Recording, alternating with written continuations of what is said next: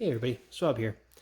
So today, well, first off, I probably lied to you. I probably got an unboxing video in my title, and it really isn't. I've just finished playing this game. It's my first playthrough of this, and this is one of Todd Sanders. And he's played some other games. I have a video of a playthrough of Pulp Invasion up on the channel. That was one of my first videos. Not that I've done many since then.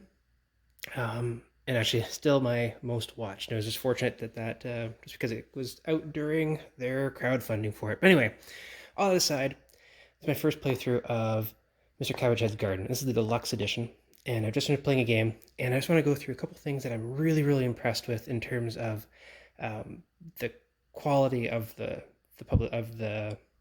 publication by Ludicreations, as well as like graphic design and gameplay by Todd Sanders. So first off, nice little size small box. All right, so it can kind of travel if you would want it to. And it's absolutely gorgeous. And what I was first impressed with as I opened up the box was the inside of the box has the design. And it kind of gives that tranquil garden-y feel. And it just kind of, everything about the design, is amazing. And starting off with something like this, as I lift the lid to put it aside, and it looks amazing. Now, I've already punched out a bunch of components, so we'll set this aside for now, and we will come back to what's in here. But just look at that, inside of the box, beautiful design, excellent. Now, of course, this is the deluxe edition, as it says here, so there's a couple things that are a little different than if you buy the regular edition. One of them is that you don't get this bag, and so the little canvas bag, or burlap bag rather, and it feels like the world's finest burlap, so it probably isn't actual burlap, but it's made to look really nicely burlap. But the string, it just feels like an authentic something that you would find like in an old English shed for gardening, right? And this here holds all these tokens, all the neighbor tokens that play in the game. And if you don't have this bag, not a big deal. It suggests just flipping them all upside down so they're on the garden side like that.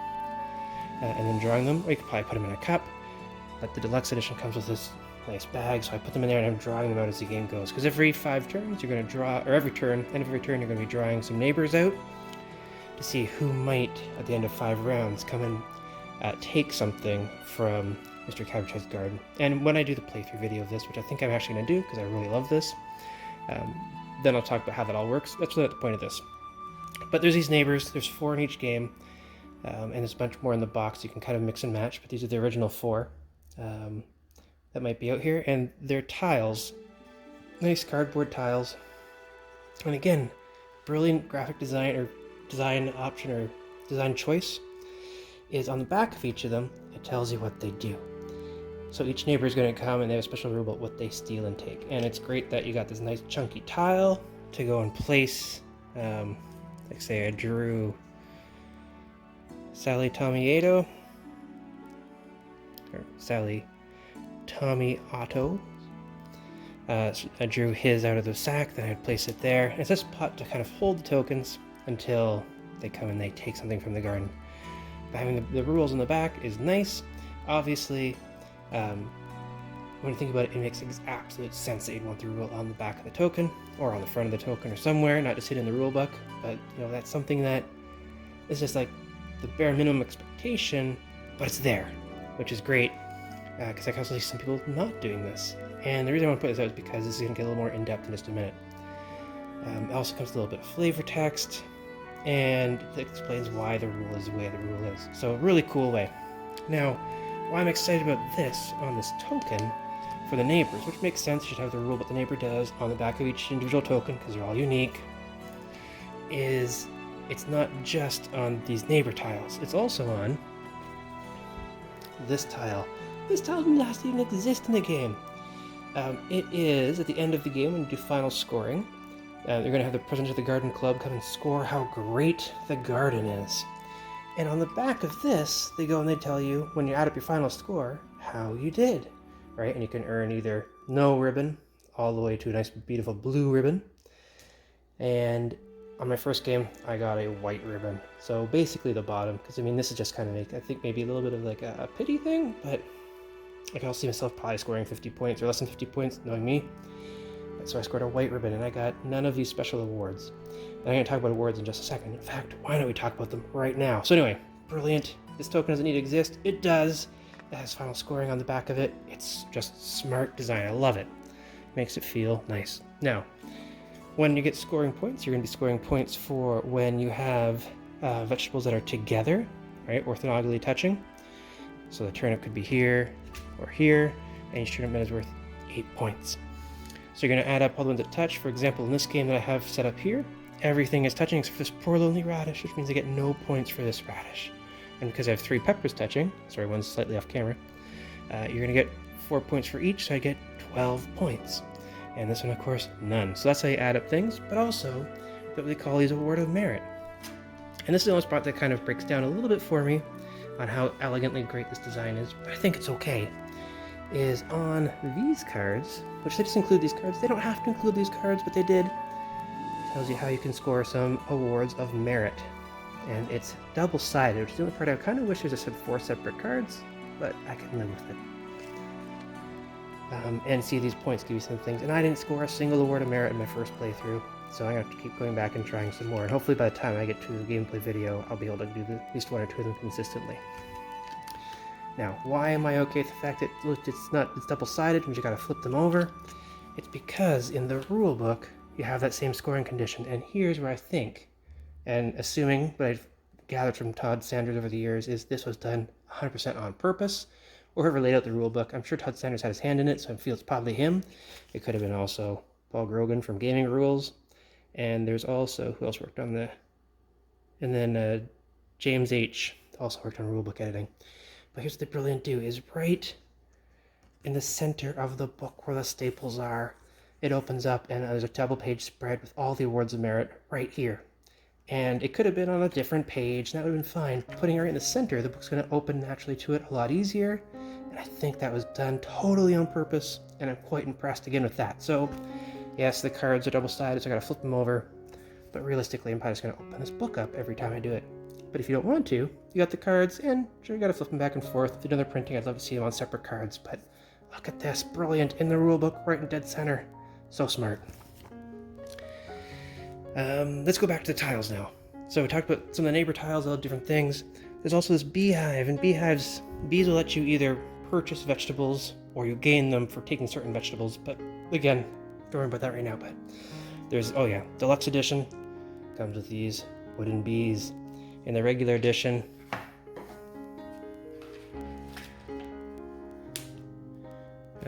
assuming these guys are the bee tokens for the regular edition. And those are in the box on this nice, thick punch board. Just elegant. Anyway, beehive. Beehive token. Flip it over. And again, it has all the rules about how to choose which vegetable you're going to take and how the bees are involved in that. Again, brilliant. I don't have to go look in the rule book. I'm trying to think how to use a beehive again. It's on the back of the beehive tile. Just, man, great stuff. What else do I want to show you? I mean, you got this little hint card, right? Game structure, an evaluation phase, how it's going to play out. And there is, of course, cards for the 2-player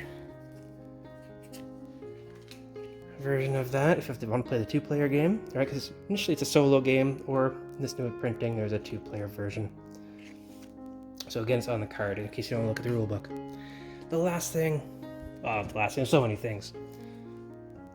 Every 5 rounds, Mr. Couch is going to go on vacation, or on holiday rather, and one of the neighbors is going to go and steal some vegetables because they're just going to rot if Mr. Cabbage isn't there to eat them or pick them or whatever Mr. Cabbagehead would do. So would he really eat a vegetable? His head is a vegetable. Who knows? Now, so these are going to be layered throughout the deck. So every 15 cards, you get a non-holiday card. Then 15 more cards, vegetable cards, and on the holiday. 15 more vegetable cards on holiday. Now, if you're playing the 2-player version, what I love is it tells you what to do. If you're playing a 2-player version, you're not going to actually use all 3 of these. You're only going to use 2. This one says, hey, get rid of this. Put it back in the box. And then here it tells you what you're supposed to do when you get to the on-holiday card. So it gives you the rules that you need. Brilliant stuff. Why would you not do that? I don't know. I just love that they did this. So smart. The cards themselves, they all have a gorgeous, beautiful art back. I need to sleeve these because even though the cards feel amazing, I'd like them to stay nice and pristine.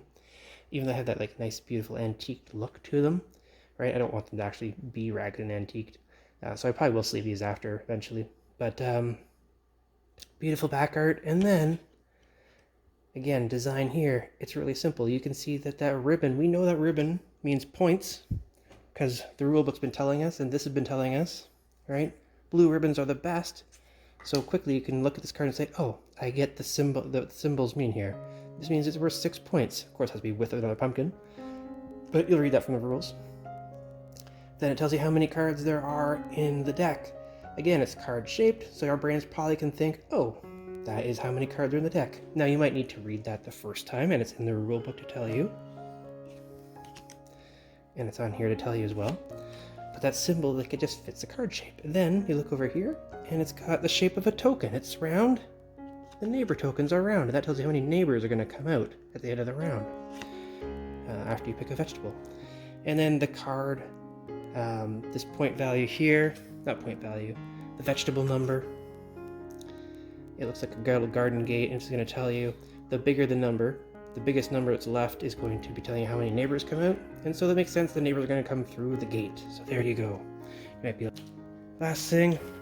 So I talked about being 4 different neighbors, and they change the game. They go and pick things. Like some people only want to get the certain fancy vegetables. Some want to get the vegetable they have the most of. And then you got all of these. There's so many more I haven't even punched out yet. I've got some here. And again, this is the deluxe edition. Some here and some here. I don't even know what they all do yet. That's okay. Here's some more. Here's some more.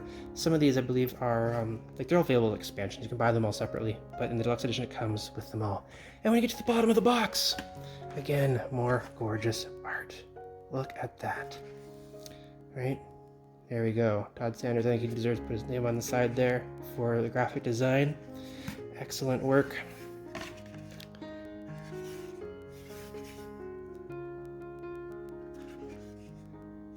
It's on both sides of the box, lucky guy. I mean, he is the reason the game exists. I think he earned that spot for sure. Now, I'll go more into this game later. And I know this wasn't a true unboxing. I wasn't reading all the stuff and all that, but you know what? That's okay, because you don't really need to see all that right now. We're going to see that when we play the actual game. But I just want to talk about some of the stuff that they did that I think is so smart. Just in terms of making the game easy to understand, to use, the symbols make sense, and just some of the stuff that doesn't need to exist that does exist. I'm loving things like the bee token. You have space, why not use it, right? You don't need to be a blank thing or a double-sided picture of the beehive. Use that space for some extra rules, right?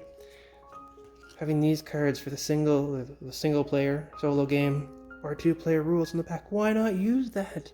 It's so smart. Congratulations on a brilliant design. Look at that nice bag. I just want to put the tokens into them and then draw them out. Now, of course, it's a little on the smaller side, but that's okay. Seed packets are small.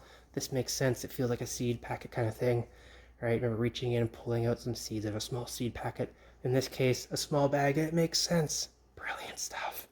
All right. I hope you join me when I do a playthrough of this later on. Take care. Bye-bye.